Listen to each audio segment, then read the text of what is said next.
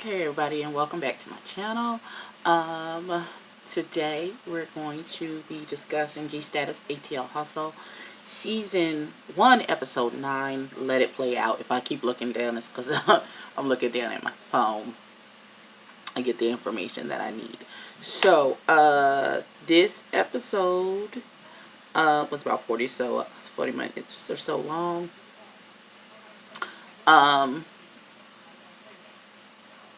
Some things happened, but we'll get into it.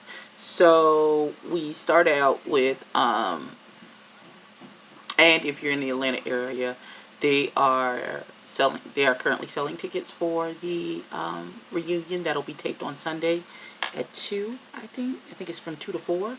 And our favorite Ty Couture is an executive producer, along with the producers behind ATL Hustle. So he will be there and in attendance. It'll be hosted by Trinity K. Bonet and somebody else. I can't remember the young man's name. Tickets are like $20. If you're in the area, then please go out and support. And they have a GoFundMe, I believe, still going to raise funds for the reunion. So if you would like to donate that way, you can do that as well. So on the episode, it started out with Charlie XCeil's listening party for his song Pussy Cunt. The event space was really, really pretty. It was nicely appointed. Everyone was able to make it except for Zafar, who had a previous engagement. He had to go make his coins, so he was unable to attend. Everybody is at the event. We get a talking head from what's the baby's name?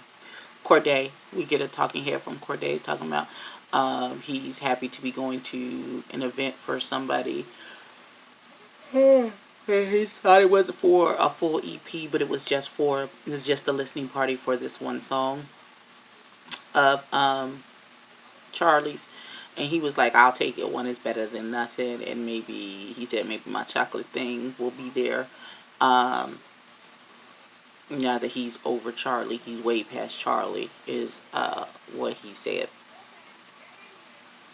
And okay, fine. So we are at the event, and it seems to be going pretty well. Unfortunately, I do not believe the music setup was appropriate for a listening party, because apparently in order to hear the song, it wasn't like being piped throughout the room. You had to actually go up to the booth and hear the music, which would seem odd to me. If this is about featuring the song, then it would seem to me that the number one priority would be to make sure that that everyone could actually hear the music and vibe to it and bop to it and all that good thing. But anyway, so they're at the event, and Milan, my boo, is being is being extra. He's put on some kind of affected voice for the evening, or I don't know what's happening, if that's a defense mechanism. I don't know. But the voice is not pleasant. It's real high pitched and whiny sounding, and it's not what his normal, I don't think his normal speaking voice. I don't really hear his voice be excuse me, that high. But he goes over. Well, they do a talking head from Akeem, and Akeem is like, I'm just here to support Charlie XCeil and hear his song. And he was disappointed that there wasn't like a performance to go with the song, and nobody was actually popping a pussy to this song while the song was being played. Like, we didn't see or hear from Charlie XCeil at any point during this listening party, which seems strange because it's a listening party for you and your music. I don't know. I'm not exactly sure what was going on there. So, like I said, Akeem came in there and he was like, well, I really don't want to see Charlie or Milan because of the incident that happened last time they were at True Fine's Kickback. Apparently it was a housewarming party, which doesn't excuse what Charlie did about investigating whose name was on the apartment, but I understand why now, maybe why he did it, or why he announced that information, even though again it's none of your business. So December is there, and Milan walks over to the group of people and greets everyone, including Akeem. And Akeem is just not, he's not with the shits. He's not with any of it, the foolishness, the shenanigans on this evening. He is just like, I'm not doing this with you. I don't want to talk to you. Please, we're not gonna do this. And so, of course, Milan is still in that. He's still in a seriously aggressive place when it comes to Akeem. So he's giving Akeem all kind of grief for no apparent reason. So I guess at that point, Sherrod said, I don't have time for this. I don't want to do this. And I'm out. But in the altercation with Akeem and Milan calls Akeem a jailbird. And so this is the point when December takes it upon himself to say, oh, I didn't know that he was going to pull out this receipt, especially when I'm the one who gave him the receipt to begin with. I don't like my receipts getting pulled on me while I'm there or whatever. So here is where I have an issue. Once again, if you are going to bring bones, be prepared for the bone to be dropped at your foot. I had the same issue with Reese on Chasing Dallas about taking bones to people. It'd be like he said or she said or and I guess it's just the type of person that I am. I am very direct. You can't walk up to me and say, he said such and such and so and so. You must have a name. You must be willing to divulge the name of whoever gave you said information. Because I trust and believe I'm going back to said person and be like, did you say X, Y, and Z? It's just as simple as that. And I don't understand why people on these shows take it upon themselves to investigate stuff that's none of your business. Like, I do not get, maybe because I'm old, that I just don't get the, maybe I just don't get the fascination with minding other people's business. Not to the point to where I'm investigating. Like, I'm not actively going to find no information about anybody. It's none of my business. It is none of my business. If that's what you, okay, cool. If I happen on some information, fine. I was given some information about some stuff that happened at Chasing Dallas, and I kept it to myself. You know why? Because it's none of my damn business. None of my business. That's all I'm saying. Why did December? Okay, so Milan apparently, excuse me. No, I'm trying to. Can you get? That's my food, boo.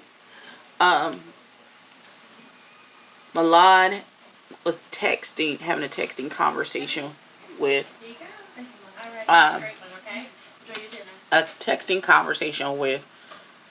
December. Yes, for here. And it's about to be a mukbang. He had a texting. Thank you, baby. A texting conversation with Milan had a texting conversation with December, and told him about the altercation that he had at True Fine's housewarming. And so at that point, December took it upon himself to then invite himself into the situation by doing some investigations on Akeem. Why? It has absolutely nothing to do with you. And then when you and Milan meet up, then you spill all this tea about this child going to jail. One, it's none of your business. It's absolutely none of your business. Like, and then you can't then get upset that you carried a bone and then the bone came back and got dropped at your feet. You have to be prepared for that when you carry bones. It just is what it is. I don't have any sympathy. It just is what it is. Because if anybody comes back to me and say, Ebony, did you say such and so and so and so? Yes, I did. Is there a problem?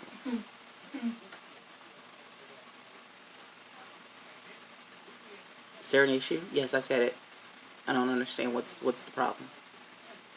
And if you feel in some type of way, we'll handle it after that. What you want to do? Because I said it. Would you like me to say it again? Because clearly I meant it because I said it. It bees that way. I don't know what to tell you. So, what else happened on this episode? I guess during the altercation, people was saying they were going to leave. One of the producers got upset. It's the same gentleman from earlier in the season who flipped out on Adrian during Fashion Week in New York. I can't remember the baby's name. A.L. something. I don't know. Okay. Y'all let me have it in my hand. But yeah, he goes on this rant about them being professional and it is what it is, and they try to be he wants them to be respectful of the producers of the show and all that other stuff, and he's striving for excellence and all this other stuff, and he went off. And that was after the altercation with Akeem and Alon, I guess, got to a level that was just completely out of control, that someone had to step in. So, like I said, the reunion is being filmed next week. I do not know when I assume it'll be either aired the week after or a week after that. I don't know if they're still on a 2-week schedule. I don't know if there's any more new episodes. There has to be a season finale coming. Because that couldn't have been the season finale. Because nobody said, well, this is the season. No, I don't think this was the season. It was a season 9.